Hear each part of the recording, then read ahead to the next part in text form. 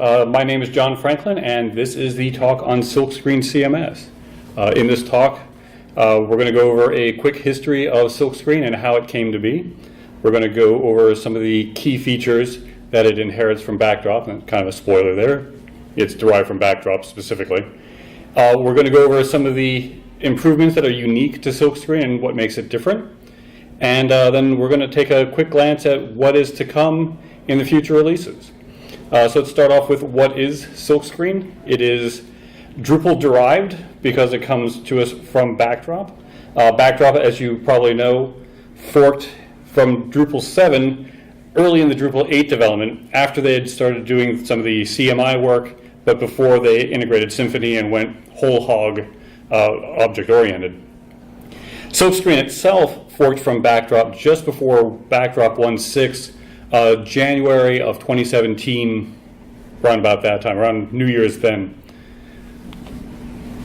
From Drupal 8, when we upgraded from 7 to 8, it was mostly rewritten D7 with less than 20% code overlap from D7.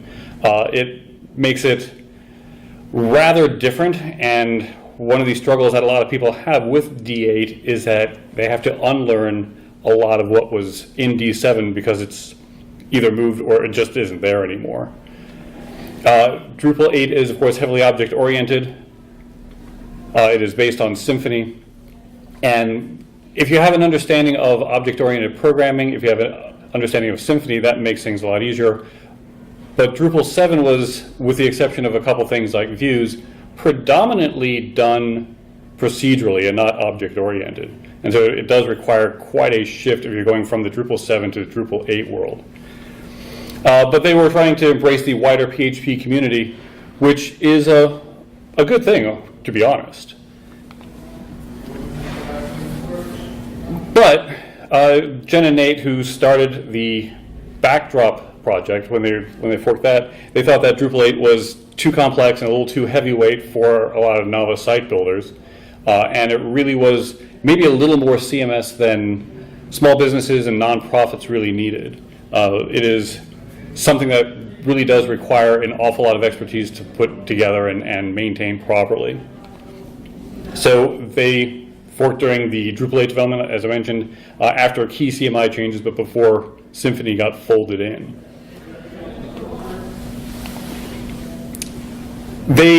In Backdrop, if you're not familiar with it, all the configuration management is managed in JSON files in the file system. By default, it is in the files / active _ some MD5 sum, because we know that something in the files directory is always going to be writable, but it can be moved to elsewhere, and usually it is moved to some place that is not served directly by the web server. There is an htaccess file in there to keep it from being served, but a lot of people, when they're deploying it, they just feel more comfortable keeping it out of the document root entirely.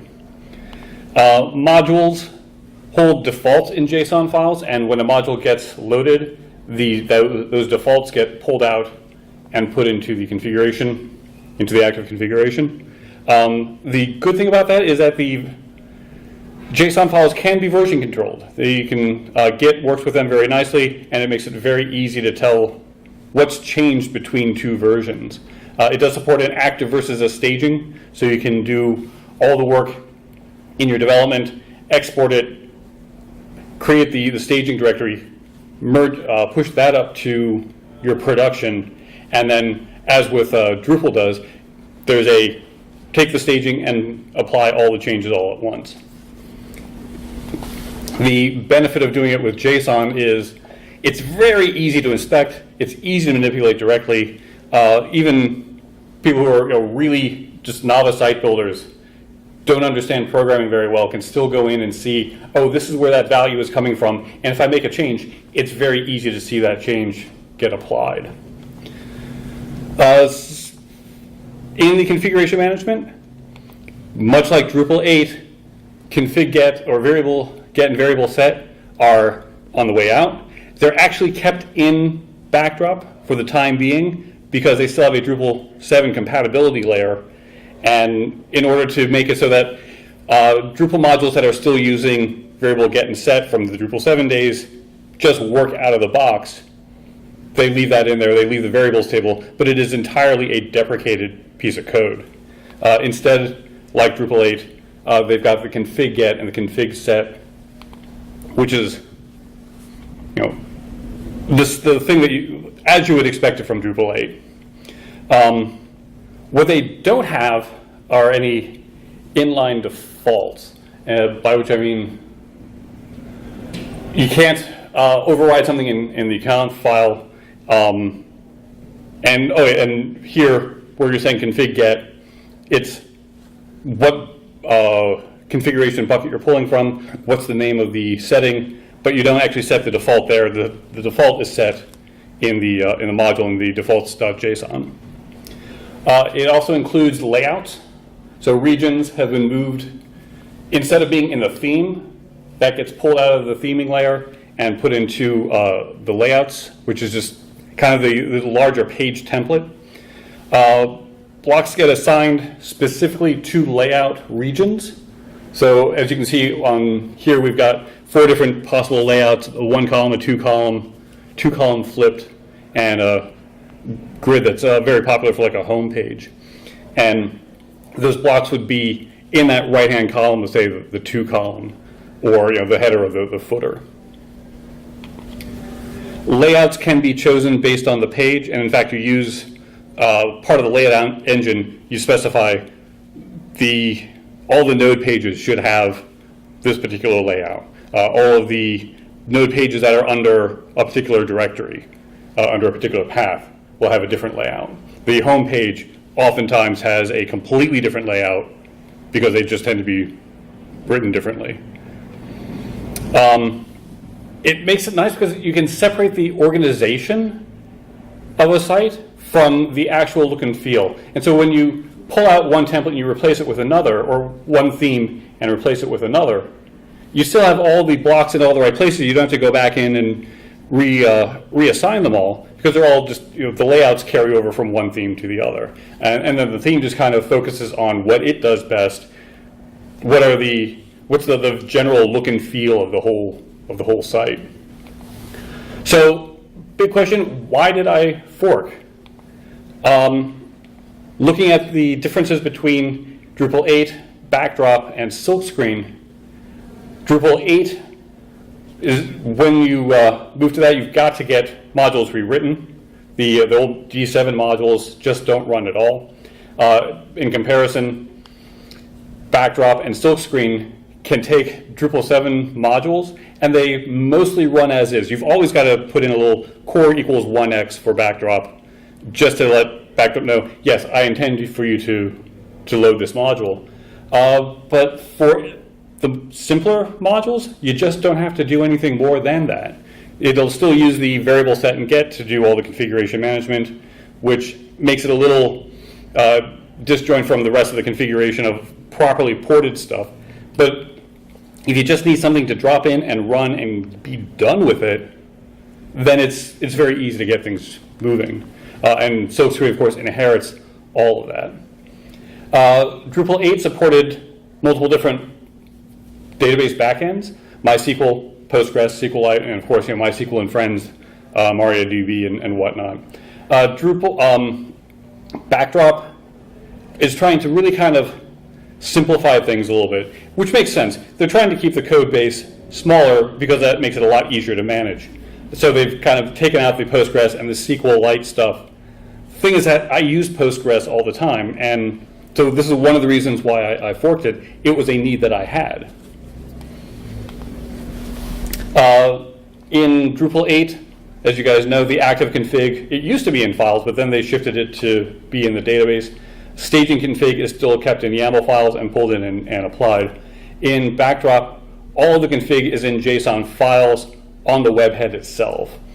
Silkscreen, as we'll get into, has more flexible configuration storage mechanism. We can stick it into the database, we can stick it into files, we can stick it into a memory, just a block of memory, and there's actually a lot of other ways that we can do it too. Drupal 8 what you get right down to is pretty complex and pretty much requires a technical team to build it out, do it well, and maintain it over time.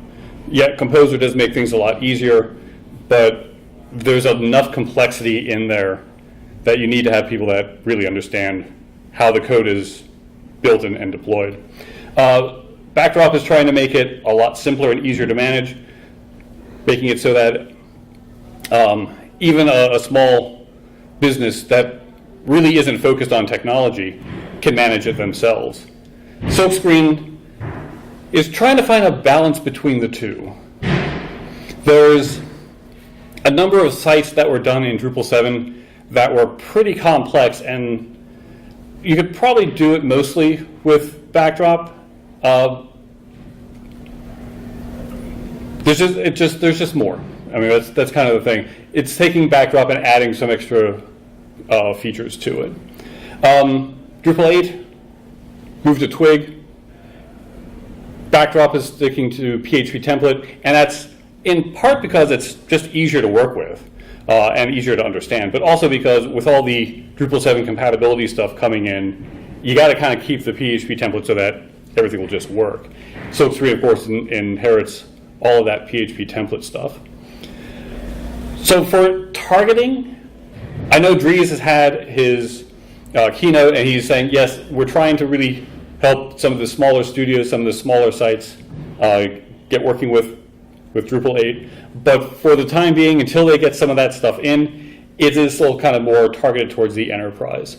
Backdrop is really going the opposite direction. They are targeting small and medium businesses and nonprofits, things where simplicity is really kind of the key to making the sale. And Silkscreen is trying to find that in-between space, the kind of medium budget, medium complexity sites that are trying to do a little more than just a simple homepage, but maybe not to the point of what you can do with Drupal 8. So the way that Silkscreen is being forked, and maybe forked is not quite the right term, it's being forked in the tradition of Pressflow. It is the Backdrop code with some extra features added in. There's a parallel repository. I keep everything that is in Silkscreen and just from time to time import in all the changes that have happened in Backdrop.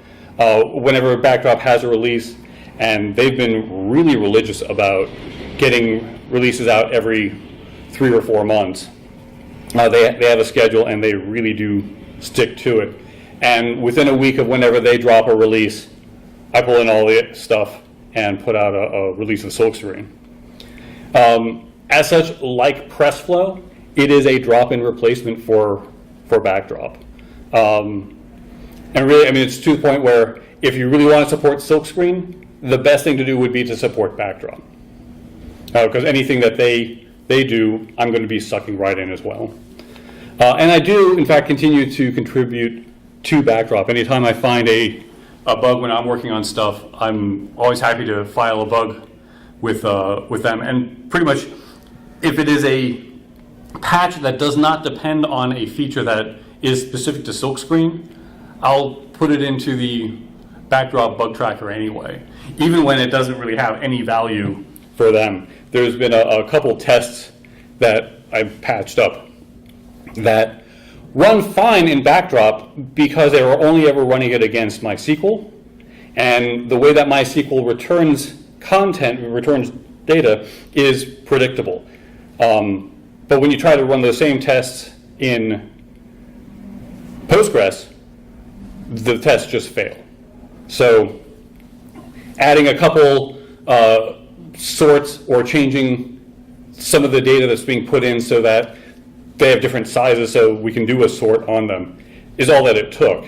And to their credit, even when it has no value specifically to Backdrop, when it doesn't, even though it doesn't solve a particular Backdrop problem, Nate is still gracious enough to do a code review of it and give me some feedback. He is a true open source gentleman in that sense. So what is different in Silkscreen? What is the thing that I needed that made me fork it? Well, we added some drivers. Drivers are kind of like in trib modules, but for things that you would need to load well before you can even tell if a module is enabled or not.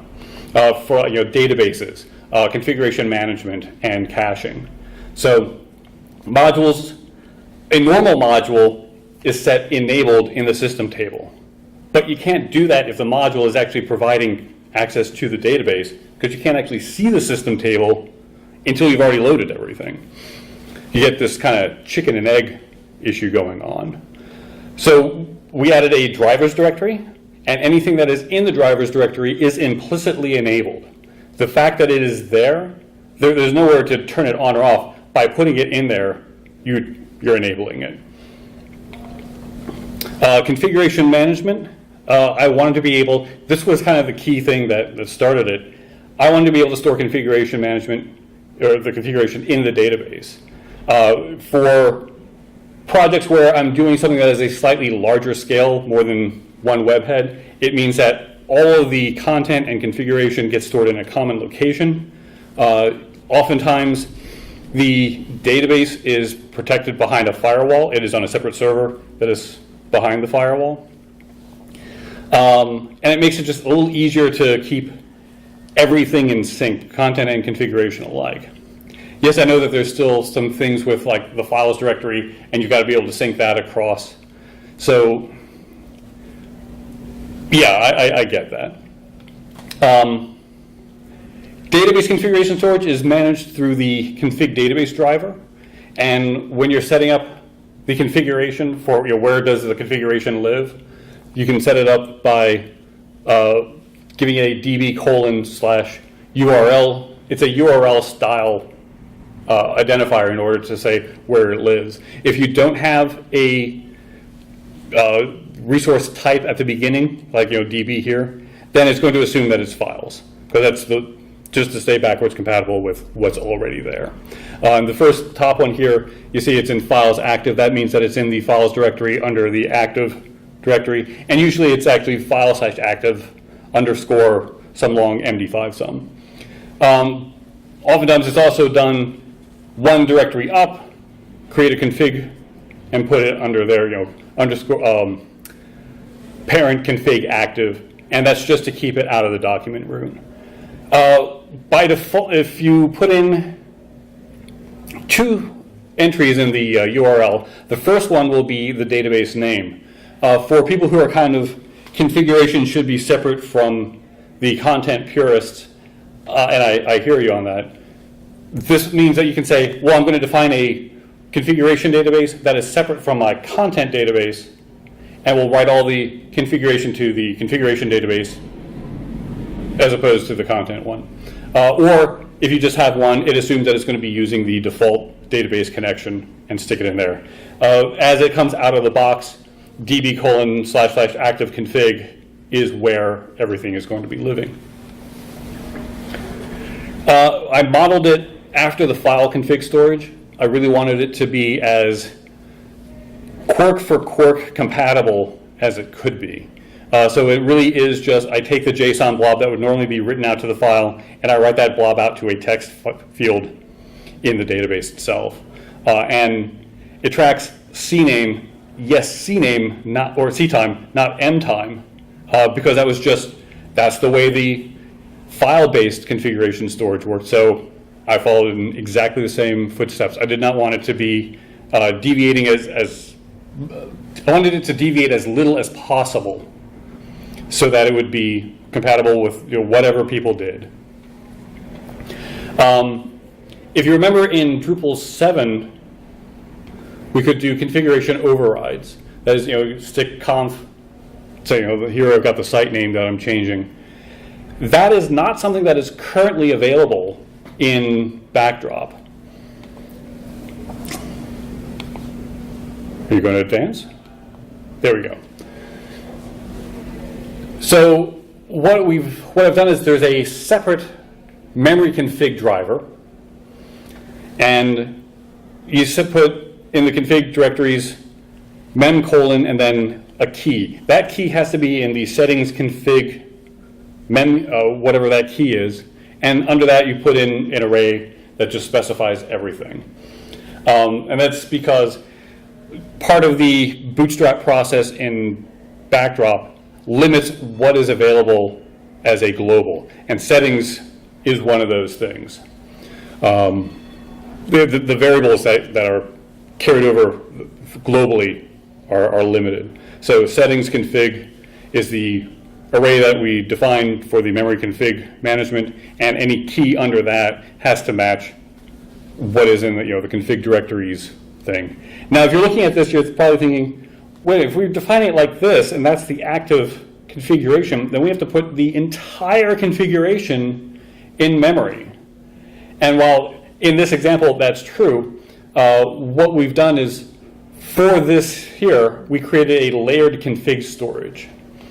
So instead of it being just one, we can say, let's define a memory and a file-based config object. So there's a config directories memory, which is not actually the active one. We have a config directories active files. Remember, it's the active key that you need in order to actually be the configuration that's currently live. And then we layer the two. So we call it layered : memory / active files. And what this is going to do is it's going to check, is there something in the memory one? And if there is, use that. If not, then go down to active files and pull it out of active files.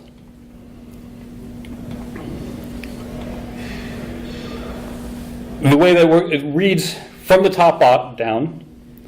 If you can find the requested value, then it'll pull it out. If not, then it returns null. Writes will go to the first layer that allows writes to be done. The first layer that is not mutable. In this case, what we're doing, the memory one is going to be immutable. Bring this back up. The memory one will be immutable. The active files are mutable. So any overrides will just kind of stay there.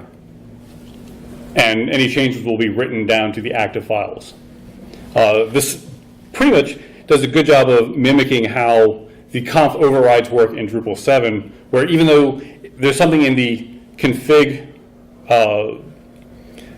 set and settings, when you make a change on an admin page, it's going to write it out to the stable store configuration. In Backdrop, that would be the JSON files. In Drupal 7, that would have been the variables table.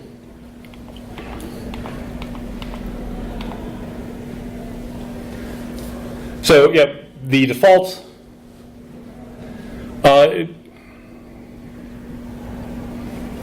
There's two more configuration storages that I'm going to be putting in. One is for the defaults. It's going to be reading the default JSON files from each of the modules that are enabled.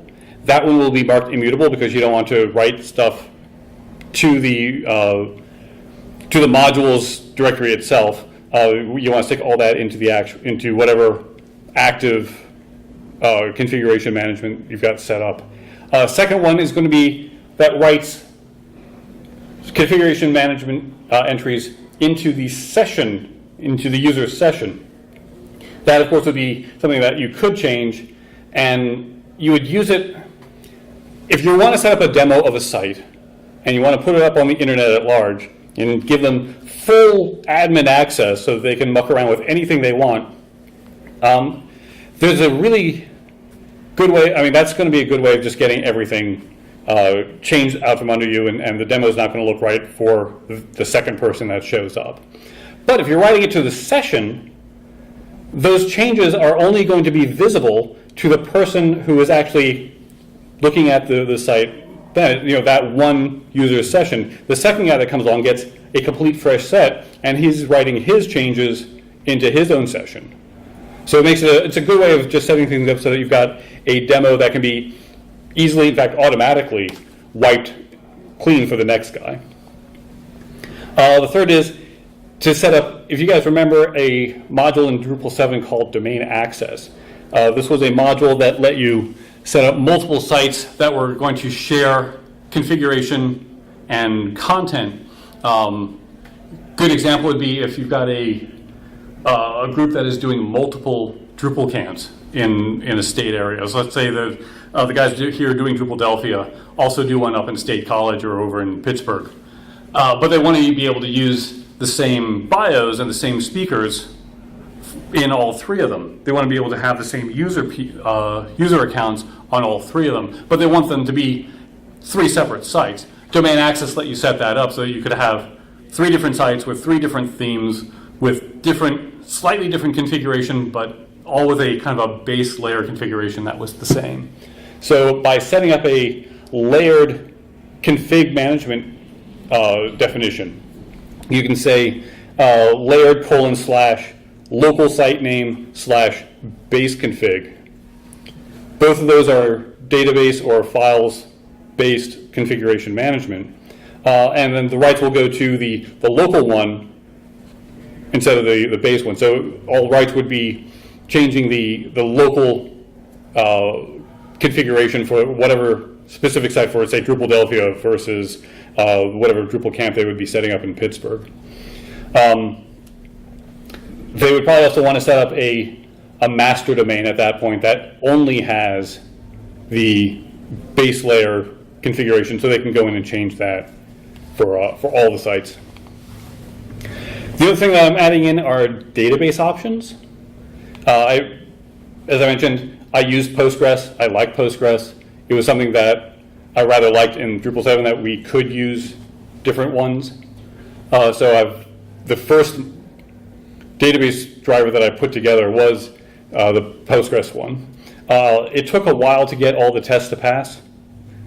Between their initial release, when they stripped out all of the Postgres stuff and and stuck with only MySQL, they ended up, there was a little bit of a drift in things. Some DB queries had some MySQL specific stuff in it, and so it took a little bit of time to get all the tests to pass and to get that a little bit cleaned up.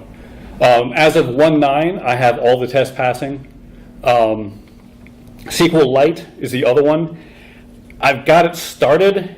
There's some updates that I made to the date abstraction and to some of the other pieces to the database layer that SQLite driver still needs to be updated to be up and running properly. I did add a date abstraction for the database as well. If you guys have worked with views, you'll probably remember that there is a date helper object that basically was going through and saying, are we on Postgres or are we on MySQL, and putting together the SQL calls as appropriate, putting together the SQL strings that were appropriate for that particular database. That just seemed to me that it belonged more in the database connection, and so I took that object and split it out into the database connections themselves. What this should do is, in the future, if we wanted to add a different database entirely, it should be pretty easy to do. Cache drivers are the third thing. In core, we've currently got the database cache, which is the standard one, and the null cache, which you need at the beginning during Bootstrap.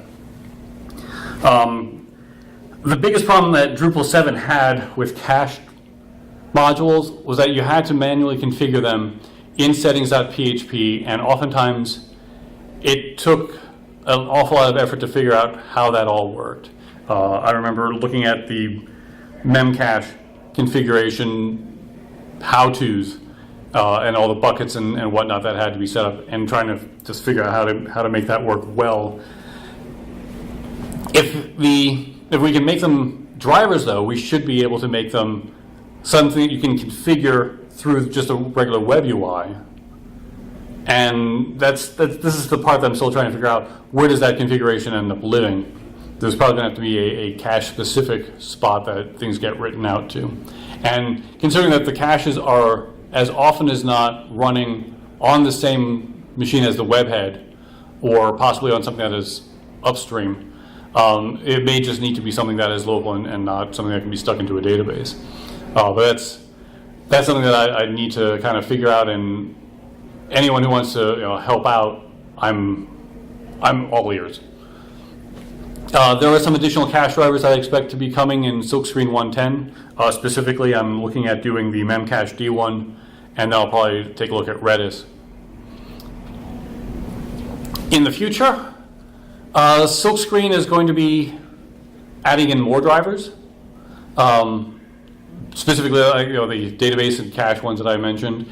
Possibly I might be adding in an ODBC database driver to make it as kind of generic as possible and make it possible to connect to even SQL Server or Oracle without even needing to find a specific driver for those. I intend there to be N-1 compatibility. The biggest problem that I feel we had with the transition from Drupal 6 to 7 and from 7 to 8 has been the contributed module library for a particular version gets to be really well built and really mature, and then we essentially have to start over. If you remember, even ignoring the fact that it took about a year for views to get changed up, to get ported over to Drupal 7. Even after that, it was at least 6 months before I felt Drupal 7 was really ready for prime time, just because there were so many modules that needed to get ported over. And we're just basically waiting for module maintainers to get around to being able to do that, to getting a need for whatever projects they're working on to trigger their porting of their modules.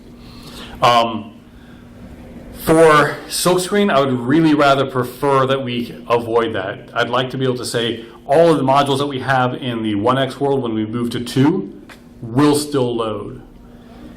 It's going to mean keeping a backwards compatibility layer for 1x and 2. And it will trigger some warnings that say, hey, these modules have not been ported, they really should be. And they won't work. A 1 will not load in 3. That's not guaranteed at all. But a 1 should load and do a best effort at working in 2. This can be kind of hard because it's not just the function signatures that we have to worry about for API changes. If we change where things live in a form, then modules I call hook form alter and try to move things about or insert their own in certain places, maybe just put it into a space that doesn't exist anymore. So there's some concern with that, but I think we can do a pretty good job of keeping it so that 1x modules work with 2x. In the realm of what this talk was originally about, is this an easy way to upgrade a Drupal 7 site to Silkscreen? This is the sort of thing, and Backdrop has it as well, the Drupal compatibility layer means that even if there are some modules that you needed, they will mostly port over without a lot of effort. The more complex a module is, the more likely there is to be some porting that has to be done. But most of the modules that I've been working with, I can get them functional, if not properly ported, with only a few lines of code. And primarily, it's that core equals 1x that needs to be added to the .info file. I'm also looking to add in an ID auth framework. One of the things that I worked on Drupal 6 and Drupal 7 was the LDAP module. And big shout out to Jody of ZivTech, who put together a patch back in the, forget if it was Drupal 6 or Drupal 7 days, Drupal 6 I think, that stripped out a lot of the LDAP modules gunk and put in some stuff that made it just work. So, but it was LDAP and Twitter and Google and all those other ways that you can log into a site, the OAuth kind of things, that in 7 were never really well defined. There was the auth map table that was just kind of there for modules to kind of scribble in notes of where did this particular user come from, but it was never a well documented or rigorously designed kind of framework for identity management. And what I'd like to do is put together a framework into Silkscreen. It may end up having to go into 2x that allows modules to define, I have a user database that you can access. It's in LDAP. Provide a way to sync between LDAP and here. Also, I have an authentication piece that I want to include. That might be, again, the password in LDAP versus the password that's in the users table, but it could be other things as well. And you think about all the ways that we can do authentication, ID and authentication, username and password, and that might be pulling, like I mentioned, from an external source like LDAP. Third-party logins and OAuth is another common way, and you should be able to choose one or the other, but still be able to map them both to the same user. TOTP, the time-based one-time passwords that are on little tokens or on your phone or texted to you. Being able to do that for a multifunction authentication, for a multi-factor authentication, is something that is just not easily integrated into, certainly not into Drupal 7 and not into Backdrop either. SSL certificates, using that to log in, where you just have an SSL cert on your laptop, and when you connect to the site, you go to a specific page, it queries for your SSL cert, and that client SSL cert that you provide tells the system who you are and lets you log in. And if it's based on a particular, if it's signed by a particular certificate authority, it could be as simple as you go to that and it'll create an account for you as well as log you in. CAT cards, of course, are just a little credit card size things that you can slide into some laptops that have a card reader, and all they are really is an SSL cert on a chip that you carry around in your wallet. But then there's also terms and conditions acceptance. You go through the whole process of logging in, and then in order to be officially logged in, you have to accept terms and conditions. Otherwise, they're not going to let you access the site. And then from all of these, mixing and matching all those different identity framework pieces. So you can do proper two-factor by having OAuth plus a time-based one-time password, or maybe a CAT card, and you still need to provide a username that is separate from it. And of course, adding in those terms and conditions after you've done everything else to say, yes, you're allowed to come in now. That is kind of where I want to take Backdrop, where I want to take Silkscreen. So let's build some sites. Any questions?